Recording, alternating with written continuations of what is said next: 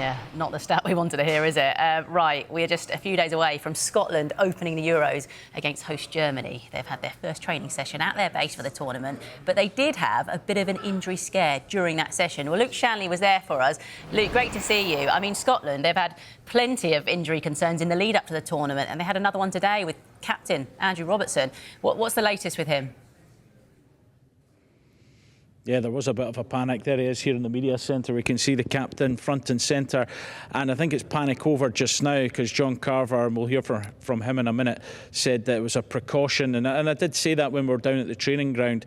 You know, he didn't get stretchered off. He just walked off the training pitch after consulting with the physios. So hopefully he'll be back training tomorrow. As you can see the pictures there, Andy Robertson, just in a bit of consultation with the physios. Then he walked off the pitch.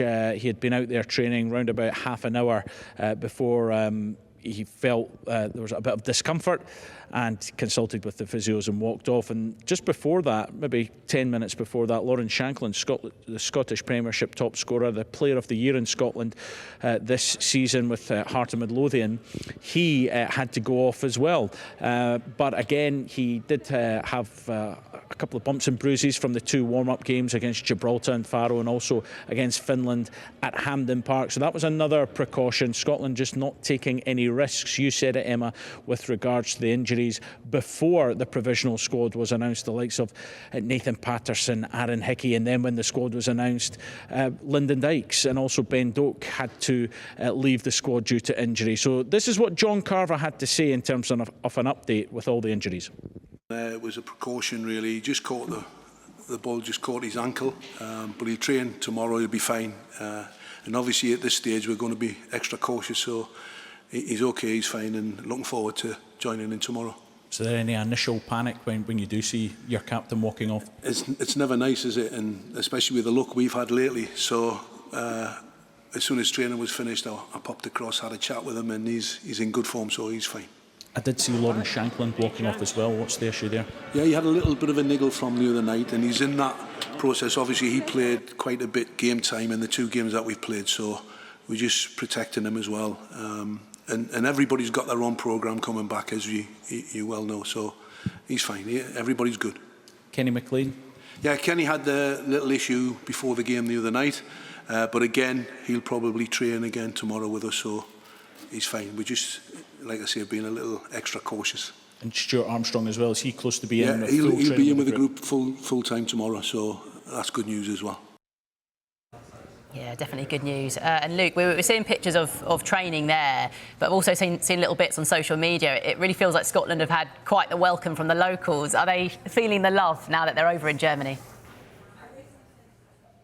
Absolutely. We're here in Garmisch-Partenkirchen, which is in Bavaria, South Germany, and it's close to the Austrian border. It's a population of around about 27,500 people, but it's famous for its ski jumping, etc. Very much into winter sports, held the Winter Olympics in 1936. But the mayor and all the locals been very good with Scotland, very welcoming, and we saw last night when there was some traditional Bavarian dancing that John McGinn, who else, got involved with that. That was his audition for Strictly Come Dancing. So there we go, John McGinn certainly immersing himself in the culture, and that was great to see. There was a good turnout there as well. The team walked through all the locals, signed autographs and selfies, etc., and then got into the town hall and then got right involved, which was brilliant. And then today it was an open training session. The locals could come along, watch Scotland. The weather was terrible. It was like a home from home, really. But again, it was a great turnout. And that just shows that link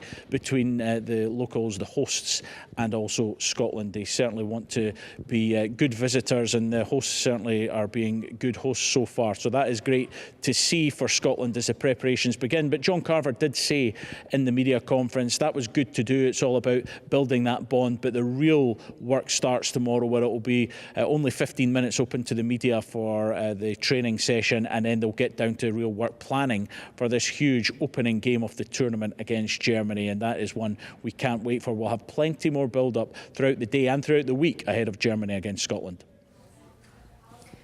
Brilliant stuff, Luke. Looks like the weather is certainly following them around. I think John McGinn maybe got work to do if he is to be on Strictly Come Dancing in the future.